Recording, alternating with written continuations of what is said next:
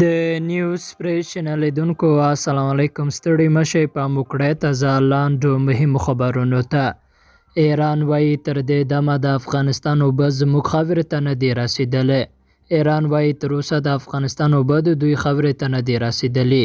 د ایران د اوبو او انرژۍ وزارت چارواکو ویلي سره له دې چې افغانستان دوی ته د هوکړو پر بنسټ د ژمنه شویو اوبو د خوشي کولو خبره کړې ده، خو تر دې دمه دغه اوبه ایران ته نه دي ننوتلي. سرچینه وایي چې ایراني لوري ته افغانستان اوبه پرېښي دي، خو په ځینو برخو کې دغه اوبه ګرځول شوي دي او د ایران پر ځای بیرته په افغانستان کې لګول کیږي. ایرانی لوری وایي دوی هڅه کوي له افغانستان سره د اوبو مسله د ډیپلوماټیکو مراجعو پر مټ حل کړي. بلخوا په وروستیو کې افغان حکومت بیا ویلي چې دوی له ایران سره د اوبو پر سر نور مذاکراتو ته اړتیا نه ویني او هغو هوکړو ته ژمن دي چې تر دې وړاندې د افغانستان او ایران ترمنځ لاسلیک شوی دي. او له ماشومانو د ملاتړ صندوق وایي خوارځواکي او د ماشومانو مړینه مخ په ډیریدو ده. له ماشومانو د ملاتړ نړیوال صندوق یو ځل بیا په افغانستان کې د زیاتېدونکي خوارځواکۍ په اړه اندېښنه ښودلې ده.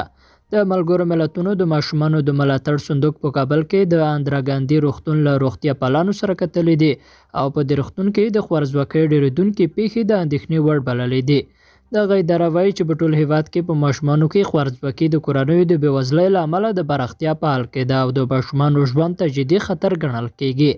سرچینه همداراز وایي چې ان په ډېری روغتیایي مرکزونو کې روغتیایي کارکوونکي او ډاکټران په شخصي لګښتونو د ماشومانو درملنه کوي او دوی ته درمل او اړین توکي رانیسي.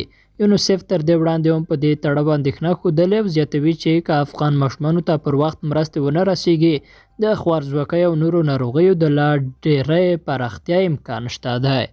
لیدونکو له ملتیا مننه، ښه اوسئ.